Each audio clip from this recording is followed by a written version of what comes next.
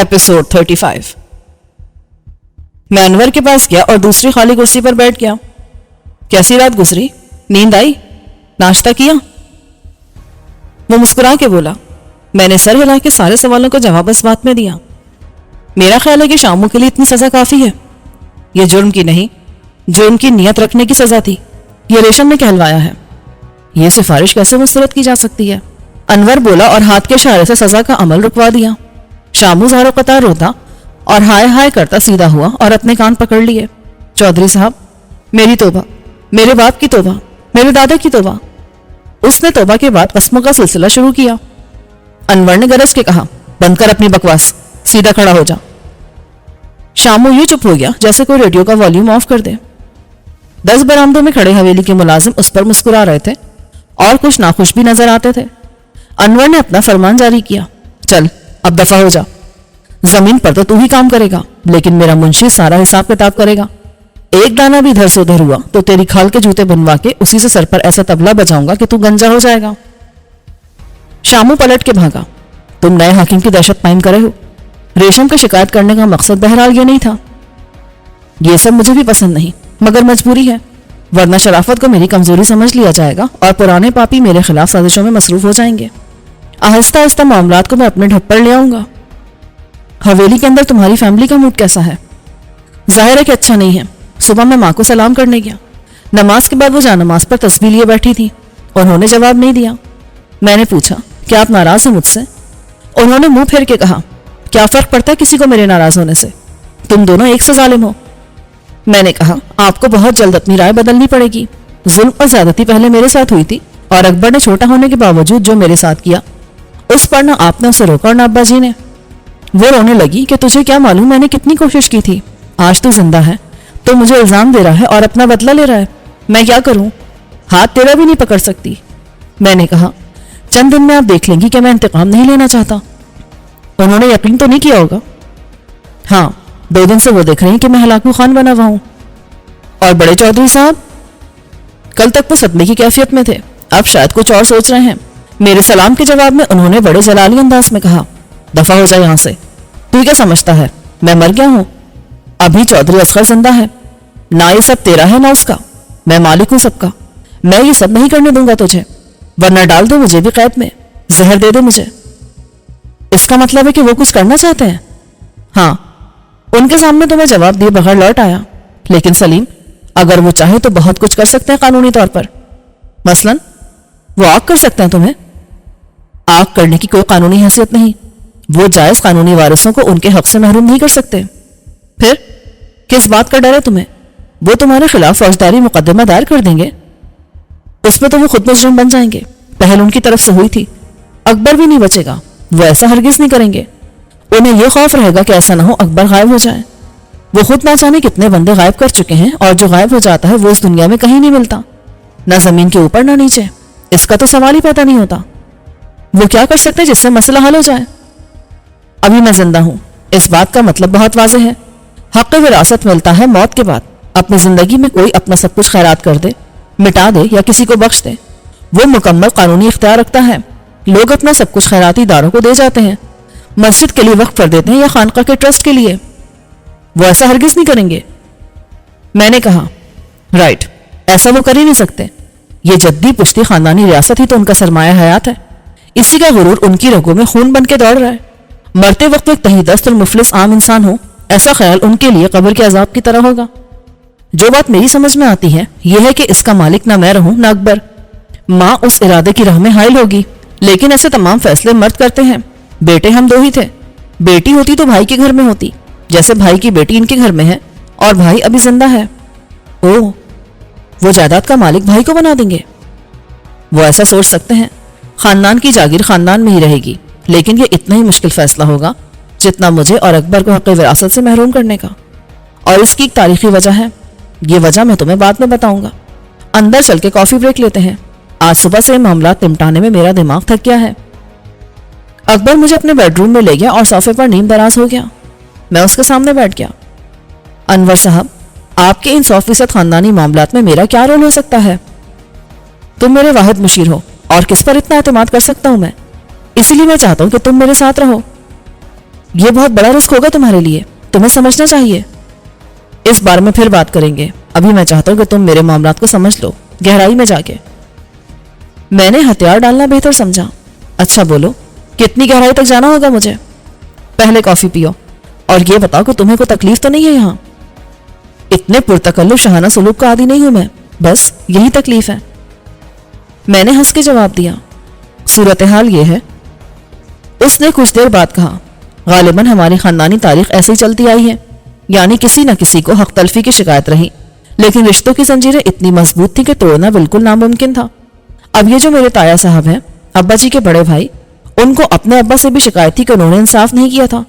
ابا اپنی مرضی چلاتے ہیں، مگر آج دونوں بھائیوں کے سوشل اسٹیٹس میں جو فرق آیا ہے وہ غیر منصفانہ تقسیم کے باعث نہیں۔ زمین برابر ملی تھی دونوں کو، اب کچھ کو بعد میں پانی کم ملا۔ نہر سے دوری اس کی ایک وجہ تھی، اصل وجہ پانی کی کمی بنی۔ پانی دریاؤں میں کم ہوا تو نہروں میں کم ملا، پھر محکمہ انہار والے پیسہ لے کر پانی چھوڑتے تھے۔ ابا جی نے سب جائز ناجائز حربے استعمال کر کے فائدہ اٹھایا۔ تایا جی کچھ ڈھیلے رہے، اثر پیداوار پر اور زرخیزی پر پڑا، لیکن بات اسی پر ختم نہ ہوئی۔ ابا جی نے مزید زمین پکڑی، زور زبردستی سے بھی اور مال خرچ کر کے بھی۔ وہ سیاسی تعلقات میں ایکٹیو رہے۔ تم نے مہمان خانہ دیکھا ہے نا؟ سرکاری افسران کا آنا جانا لگا رہتا تھا ہر قسم کے شکار کے لیے۔ تایا اس معاملے میں بھی پیچھے رہے۔ بڑے چودھری صاحب نے ملکی سیاست میں دخلدار معقولات نہیں کیا تھا۔ کچھ لوگوں کے اکسانے پر صوبائی نشست کے لیے امیدوار بنے تھے، مگر پارٹی نے ٹکٹ نہیں دیا۔ وہ آزاد امیدوار تھے، آخر وقت میں مقابلے سے دستبردار ہو گئے۔ مخالف امیدوار نے سودا کر لیا، اس کا فائدہ الگ ہوا اور سیاسی رقابت بھی نہ ہوئی۔ وہ امیدوار جیتا تو اس سے اچھے مراسم بنا لیے۔ دونوں بھائیوں کے درمیان ایک خاموش دوری تھی، رشتہ اپنی جگہ۔ ان کی بیٹی پر ابا جی نے اپنا حق نہیں چھوڑا اور انہوں نے بھی چھوٹے بھائی کو یہ حق دیا۔ اب تم دیکھو کہ ابا جی کے پلڑے میں وزن زیادہ ہے۔ اکبر بھی بیٹا ہے اور میں بھی، لیکن اکبر کی بیوی ہے تایا کی بیٹی، اور تایا کی حمایت بھی ابا جی کو حاصل ہے۔ میں ہوں ابھی تک اکیلا چھڑا چھاٹ، دماغ الگ خراب ہے میرا، تو قدرتی طور پر اکبر کو ایڈوانٹیج حاصل ہے۔ تمہارا مطلب ہے ابا جی ساری زمین اکبر کے نام کر سکتے ہیں؟ اگر انہیں اکبر کی زندگی کی ضمانت حاصل ہو، وہ فی الحال یہ رسک نہیں لیں گے، اور نہ بہو ایسا قدم اٹھائے گی کہ جیسے شوہر 2 دن کے لیے غائب ہوا تھا ہمیشہ کے لیے غائب ہو جائے۔ یہاں قانون کچھ کر ہی نہیں سکتا۔ ایک انقلاب سے بادشاہت میرے ہاتھ میں آ گئی، ابا جی کا بھی اسے تسلیم کے بغیر چارہ نہیں۔ قانون کا سہارا وہ لیں گے نہیں، لیکن اس کو خاموش دھمکی کے ذریعے استعمال ضرور کریں گے۔ ارادہ کر چکے ہیں۔ دوسرا مہرہ ہوں گی ماں جی، ان کے جذباتی دباؤ کو آزمایا جا سکتا ہے۔ ابھی خاموشی کا مطلب ہے تمام امکانات پر غور جاری ہے۔ بہو نے بھی اپنی ماں کو ضرور بتایا ہوگا، لیکن اس کی ماں کو یہاں کے معاملات میں دخل کی اجازت نہیں، اور اس کا ایک مطلب یہ ہوگا کہ بہو نے گھر کے اندر کی بات باہر پہنچائی۔ اس کے میکے میں بھی غور و خوض جاری ہوگا، اور شاید بہت جلد دونوں بھائی بھی سر جوڑ کر بیٹھیں گے۔ تم نے کیا سوچا ہے یہ بتاؤ؟ ہاں، ایک ٹرمپ کارڈ تو ہے میرے ہاتھ میں بھی۔ کل پرسوں میں ماں کو اکبر سے ملنے کی اجازت بھی دے دوں گا، وہ اس کا کھانا خود بنا کے لے جائیں گی۔ یہ بہت بڑی رعایت ہوگی جو مجھے نہیں ملی تھی۔ میں 1 پوائنٹ اسکور کر لوں گا۔ اس کے بعد یہی احسان کروں گا بھابھی پر، ابھی نہیں، کچھ عرصے بعد۔ بات اس کے کانوں تک پہنچا دوں گا کہ میں یہ رعایت دے سکتا ہوں۔ اسے اپنا رویہ بھی درست کرنا پڑے گا میرے اچھے دیور جیسے رویے کے جواب میں۔ دوسرا پوائنٹ، پھر جب تمام سیکیورٹی رسک کور کرنے کے بعد میں میاں بیوی کو محدود تعلق کا موقع دوں گا تو حالات میرے حق میں بہت بہتر ہو جائیں گے۔ یہ بہت اچھی اسٹریٹجی ہے اگر تمہیں اس پر عمل کی مہلت ملے۔ مہلت لینا ہی پہلا مرحلہ ہے، اور اس کے لیے میں اپنا ٹرمپ کارڈ استعمال کر سکتا ہوں، لیکن اس سے میں مشکل میں پڑ جاؤں گا۔ زندگی بھر کے لیے ایک روک پال لوں گا۔ تایا کی ایک اور بیٹی ہے، بھابھی کی چھوٹی بہن۔ میں سمجھ گیا، یہ واقعی زبردست چال ہوگی اگر تم اس سے شادی کر لو۔ وہ میرے نام پر بک ہے، اسے انکار کرنا سنگین مسائل پیدا کر سکتا ہے۔ یہ تایا کی سخت بے عزتی ہوگی اور اس لڑکی کے لیے بھی۔ اگر آج میں ماں سے کہہ دوں کہ بات کریں تو یہ ساری ٹینشن وقتی طور پر ختم ہو جائے گی۔ پھر ایک امید پیدا ہو جائے گی کہ اب یہ مسئلہ خاندانی روایات کے مطابق حل ہو جائے گا۔ ایک طرف 2 بہنیں اور 2 خاندانی بڑے، میں گویا آ گیا راہ راست پر۔ اور تمہیں پریشانی کیا ہے؟ پریشانی؟ وہ لڑکی جو تمام عمر میری شریک حیات ہوگی، سب سے بڑی پریشانی تو وہی ہے۔ وہ روایتی انداز کی جاہل، خر دماغ اور بے وقوف لڑکی۔ میرے اس کے مزاج، فطرت اور پسند میں زمین آسمان کا فرق ہے۔ کیا وہ خوبصورت نہیں ہے؟ تمہاری بھابھی کے جیسی؟ یار، خوبصورت عورتیں بہت دیکھی میں نے دنیا میں، استعمال بھی کی ہیں اور اب بھی بہت دستیاب ہیں، لیکن شریک حیات کی بات اور ہوتی ہے۔ اس کے انتخاب کا حق میں کسی اور کو نہیں دینا چاہتا، اور یہ بات بھی ناقابل تصور ہے میرے لیے کہ ایک کو حویلی میں باندھ کے رکھوں اور پھر دوسری شریک حیات اپنی مرضی کی لاؤں۔ تمہاری نظر میں ہے کوئی؟ کسی کا انتخاب کیا ہے تم نے دنیا کے بازار سے؟ ابھی نہیں، جب وقت آئے گا تو وہ خود ہی آ جائے گی میری نظروں میں۔ بس میں جتنا سوچتا ہوں اتنا ہی یہ ٹرمپ کارڈ کھیلنا مجھے 100% خسارے کا سودا نظر آتا ہے۔ دوسری طرف میں رشتہ نہ کروں تو گویا اوپن وار، خاندانی دشمنی۔ ابھی نہ صحیح، کچھ عرصے بعد صحیح۔ بکرے کی ماں کب تک خیر منا سکتی ہے، اور قربانی کا بکرا تو میں ہوں بہرحال۔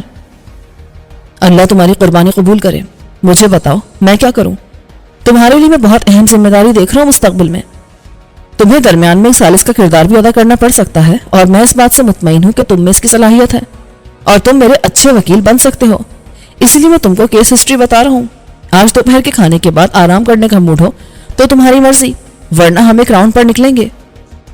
کہاں جائیں گے؟ یہ ایک مطالعاتی دورہ ہوگا۔ تمہیں ہسٹری کے ساتھ جغرافیہ بھی معلوم ہونا چاہیے۔ دیکھو، میں خود کو انتہائی غیر محفوظ سمجھتا ہوں۔ میں خطرات سے کھیل رہا ہوں۔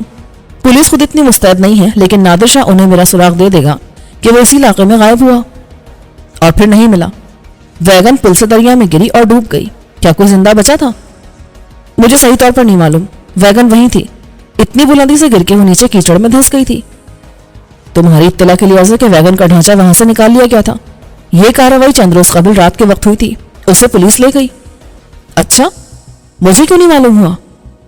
یہ ابھی 2-4 دن پہلے کی بات ہے اور مجھے معلوم کرنے کی فرصت نہیں ملی۔ خیال بھی نہ آئے کہ پولیس کہاں سے آئی تھی اور یہ ساری کارروائی اتنی تاخیر سے کیوں ہوئی اور کس کے پر ہوئی۔ وہ میں معلوم کر لوں گا۔ یار، تم ان کو نہیں جانتے۔ نادر شاہ کے قبیل کے لوگ فرشتہ اجل کی طرح بھولتے نہیں اور پیچھے لگے رہتے ہیں۔ میں تمہیں یہ بتا دوں کہ وہ ہوگا بہت لمبے ہاتھوں والا، لیکن یہاں تمہاری پوزیشن وہی ہے جو بیرون ملک فرار ہو جانے والے مجرموں کی ہوتی ہے۔ یہ کسی بے حیثیت اور بے آسرا غریب کا ٹھکانہ نہیں ہے جہاں کسی کے لیے چادر اور 4 دیواری کا احترام لازمی نہ ہو۔ مجرم کو اٹھا لو ورنہ اس کی ماں بہن کو لے جاؤ۔ یہاں جو بھی آئے گا پہلے بتائے گا کہ وہ کون ہے اور کیوں آیا ہے، خواہ وہ نادر شاہ ہو یا چنگیز خان۔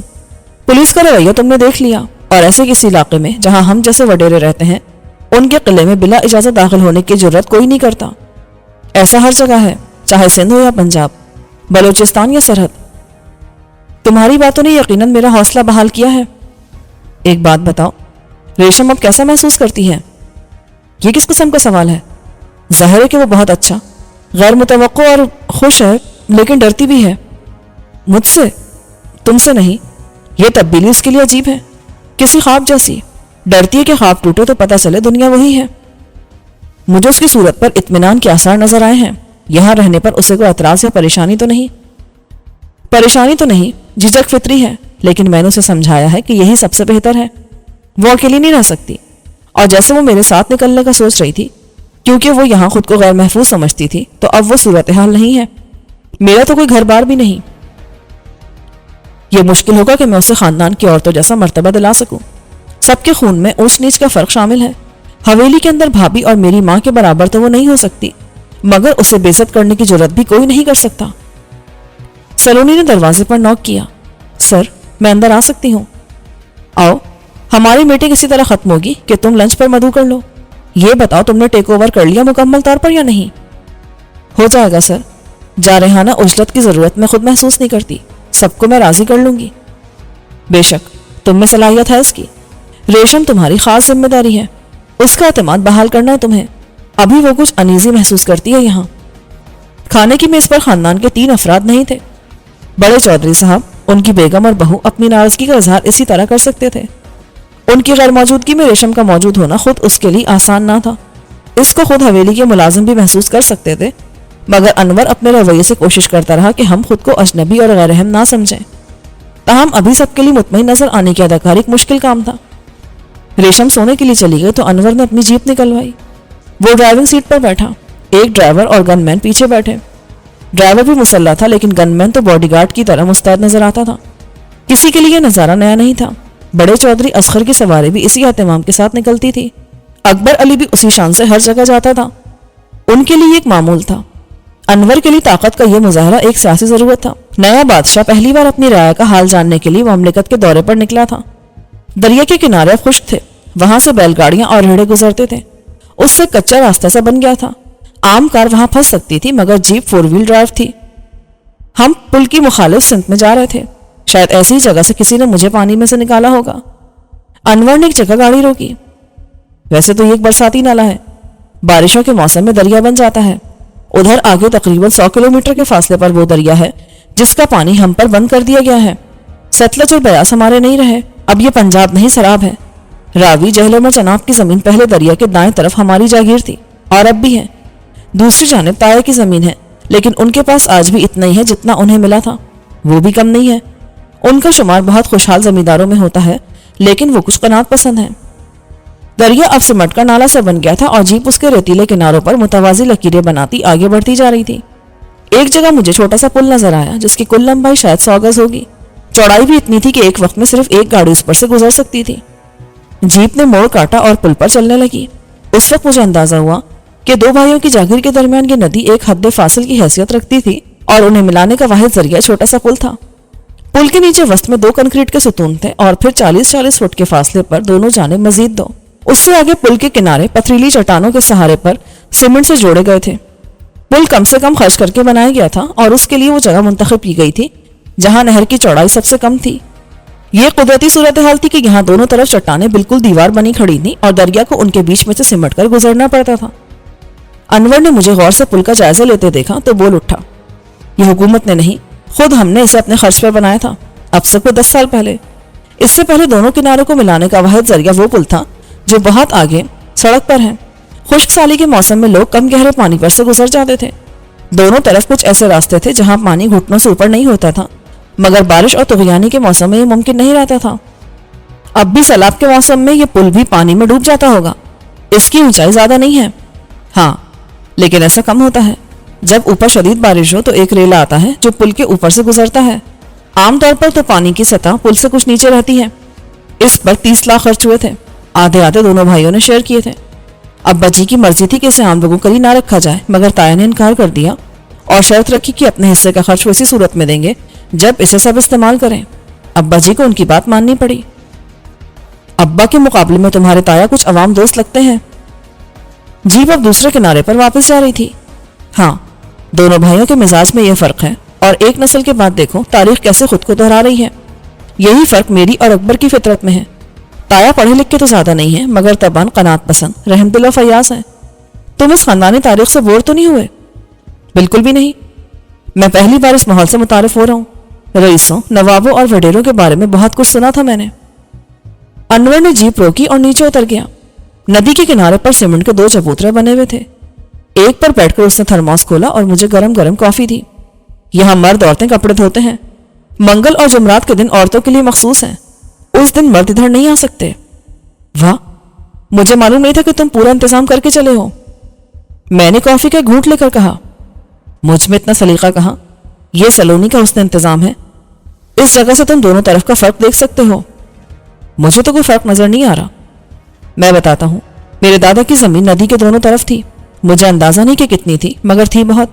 वो इस इलाके के सबसे मतमूल जमींदार शुमार होते थे। उन्हें अंग्रेज ने खान बहादुर का खिताब दे रखा था। ऐसी क्या खिदमत थी उनकी? ये एक अफसोसनाक और तल्ख हकीकत है कि अंग्रेज खिताब और जागीरें उन्हीं को देते थे जो उनके वफादार और खिदमत गुजार हों। रियाया के लिए फलाह बहबूद के काम करने पर नहीं। हिंदू हो तो राय बहादुर, मुसलमान हो तो खान बहादुर। ऊपर की सतह पर नवाबों और तबका अशरफिया के लिए सर का खिताब था। दादा ने जंगी आज़ादी 1857 में, जिसे अंग्रेज गदर कहते हैं, अंग्रेजों की बहुत मदद की थी और मफरूर बागियों को पकड़वाने से नेकनामी कमाई थी। तुमने तारीख पढ़ी है तो अंदाजा होगा कि ये अंग्रेज के खिताब याफ्ता और जागीरें पाने वाले आम लोगों के नजदीक तो गद्दार ही थे, लेकिन अब 1 सदी के बाद उन्हीं की औलादें मौजूद हैं। सियासत भी उन्हीं की है, तो वो जमीन बराबर तकसीम हुई और वो नदी के दोनों तरफ थी। ये दादा की अक्लमंदी थी कि पहली बार नदी की एक तरफ ली, दूसरी मरतबा मौका मिला तो दूसरी तरफ पकड़ ली। जब वारिस तो बने तो एक की हुकूमत इधर और दूसरे की उधर। बड़ा भाई एक तो कनात पसंद था और दूसरे कि उसकी औलादें नरीना नहीं हुई। क्या इत्तेफाक है कि उधर दोनों बेटे, इधर 2 बेटियां। यानी छोटे भाई की जागीर में खुद ब खुद बड़े भाई की जागीर शामिल हो जाती। हाँ, रिश्ते तो पैदाशी तौर पर तय थे। अब तुम अंदाजा कर सकते हो कि मुझ पर कितना दबाव है। एक बेटी तो आ गई है हमारे घर में, दूसरी ना आई तो समझो जागीर गई किसी और के पास। ये दोनों भाइयों को मंजूर नहीं होगा। ये इतनी बड़ी मजबूरी है कि मैं बाहर से विलायती मेम ले आता जिसका सबको यकीन था। तब भी दूसरी बेटी मेरी दूसरी बीवी बन के आती इसी घर में। अब एक तरह से बहुत कुछ मेरे हाथ में है। कोई नहीं चाहेगा कि मैं घर छोड़ के जाऊं। दोनों बहनें एक भाई के निकाह में तो आने से रहीं, इसीलिए मैं समझता हूँ कि सबको मेरी मानना पड़ेगी और बिला आखिर सब ठीक हो जाएगा। यानी तुम शादी कर लोगे दूसरी बहन से? भाई अभी कुछ नहीं कह सकता। अगर मैं 10 साल के बाद चाहूं तो वो 10 साल बैठी रहेगी अपने बाप के घर। इतना बड़ा जुल्म कर सकते हो तुम? उस बेचारी लड़की का क्या कसूर है आखिर? मैं समझता हूँ यार, लेकिन फौरी तौर पर फैसला नहीं कर सकता। इस मसले का हल भी निकल आएगा। पहले ज्यादा अहम मामला से निमट लूं। तुम्हें यहाँ लाने का एक मकसद है। तुम मुझे ताया से मिलवाना चाहते हो? अभी हरगिज नहीं, लेकिन मुझे मालूम है कि बिलाखिर उनकी मुलाकात होगी तुमसे। मुझे नजर आ रहा है कि आने वाले वक्त में तुम्हारी कितनी अहमियत होगी। ताया की जमीन आज भी उतनी ही है, लेकिन अब्बा जी ने इधर भी पांव फैलाए और बहुत सी जमीन घेर ली। कुछ खरीदी, कुछ पर कब्जा किया। इस वक्त शायद अब्बा जी की जमीन ज्यादा है। चलो मैं तुम्हें एक राउंड लगवा दूं। फिर हम जीप लेकर चल पड़े। वो एक कच्चे घरंदों वाली आबादी थी। उसमें चंद दुकानें थी, स्कूल था कोई, न अस्पताल। दोनों भाइयों की जागीर के दरमियान हदबंदी एक खारदार तार की बाड़ करती थी। जो रकबा जेरे काश था उसका अंदाजा अनवर अली को नहीं था। जब हम चक्कर लगाकर वापस पहुंचे तो सूरज गुरूब हुए 1 घंटा हो चुका था। मैं भी इतना थक गया था कि अपने कमरे में जाकर लेट गया।